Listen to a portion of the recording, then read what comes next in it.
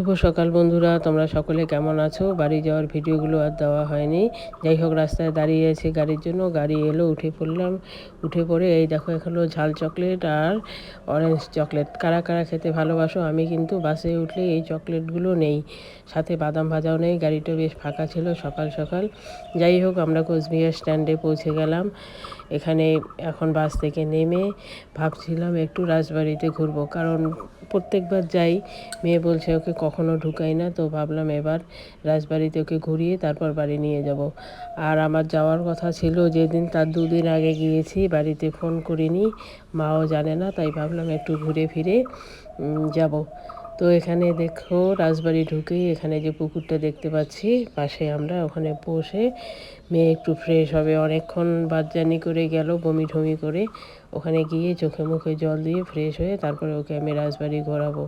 তো ওখানে বসে থাকতে থাকতে একটা কচ্ছপের দেখা পেলাম। এই দেখো কচ্ছপটা, অনেক কচ্ছপ ছিল, তো এটা সামনে চলে এলো, তাই এটারই ভিডিও করলাম। এই যে কচ্ছপটা উপরে উঠছে, দেখো কি ভালো লাগছে দেখতে।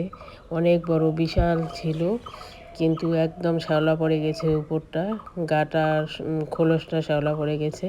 কি কারণে যেন উঠলো, উঠে আবার জলে নেমে গেল। পাশে আরও ছোট ছোট অনেক ছিল। তা ওখানে ফ্রেশ হয়ে আমরা রাজবাড়ির ভিতরে যাব।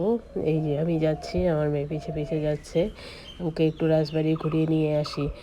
আর এই দেখো, সানগ্লাসে করে ও দেখছে যে মা দেখো, এইভাবে দেখো, আরও কত সুন্দর দেখা যায়। ও তো দূর থেকেই দেখেছে, কোনো দিন কাছে গিয়ে দেখেনি, তাই এবার ওর ইচ্ছেটা আমি পূরণ করলাম। যাই হোক, রাজবাড়ি ঘুরে ঠুরে আমরা চলে এলাম বাড়িতে। বাড়ি এসে দেখে ওর ভাই বোন কেউ নেই, সবাই স্কুলে চলে গেছে। ও পুকুর পাড়ে বসে আছে। দেখো, এটা রাস্তা, দুদিকে দুটো পুকুর, আর ওই যে দেখা যাচ্ছে এটা আমাদের বাড়ি। আর এই যে পুকুরে দেখো কত কলমি শাক হয়েছে। আমরা এখানে কিনে খাই, আর ওরা কেউ খায় না, একটু তুলে খাবে সেটাই খায় না। অনেক কলমি শাক হয়েছে। ও যেতে যেতে দেখতে পাচ্ছে ওখানে একটা সাপ পুকুরে নামছে, তো ওটারই ভিডিও করে নিলাম। যাই হোক, ওর আর ভালো লাগছে না। কখন ভাই বোন বাড়িতে আসবে কেউ তো জানে না। আজকে যাব, সেদিন যাওয়ার কথা ছিল আমাদের। জানলে হয়তো ওরা কেউই স্কুলে যেত না। আমরা সারপ্রাইজ দেবো জন্য দুদিন আগেই চলে গেলাম। যাই হোক, বাড়ি চলে আসলাম। এইদিকে মা রেডি হয়ে বসে আছে, আজকে পেনশন তুলতে যাবে। তো ওর ভালো লাগছে না, ও বলছে দিদুন আমিও যাব। তো আমি বললাম না, তোকে যেতে হবে না। ও বলছে না, আমি যাই। তো মা রেডি হয়ে বসে আছে, ও খেতে বসেছে। এই যে রেডি হয়ে দুজনে চললো, এখন যাবে পেনশন তুলতে। পেনশন তুলে পরের দিন আমাদের ওখানে ছিল গদাধরের মেলা, অষ্টমী স্নান। এই অনেক বছর, প্রায় 17 বছর পর আমিও গেলাম এই অষ্টমী স্নানে।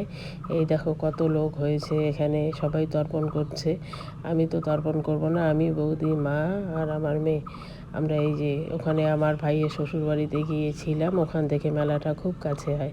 তো আমরা এই যে সবাই স্নান করে উপরে উঠে পড়েছি। অনেকটা নিচে নামতে হয় একদম।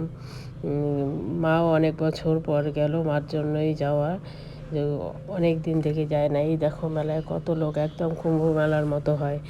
আর লোক প্রত্যেক বছরেই এই চৈত্র মাসে এটা হয়। যাই হোক, আমরা মেলা ঠেলা সেরে এবার অনেকটা জায়গা হেঁটে এসেছি। আসার পর টোটো পেলাম, টোটোতে উঠে গেলাম। এখন আমরা বাড়ির দিকে রওনা দিচ্ছি। এই যে রাস্তা দিয়ে বাড়ি আসছি, আর কত লোক মেলায় যাচ্ছে। আমার এই ছোট্ট ভিডিওটা তোমাদের যদি ভালো লাগে, লাইক কমেন্ট করে দিও। সবাই সাথে থেকো, পাশে থেকো। টাটা, আবার দেখা হবে।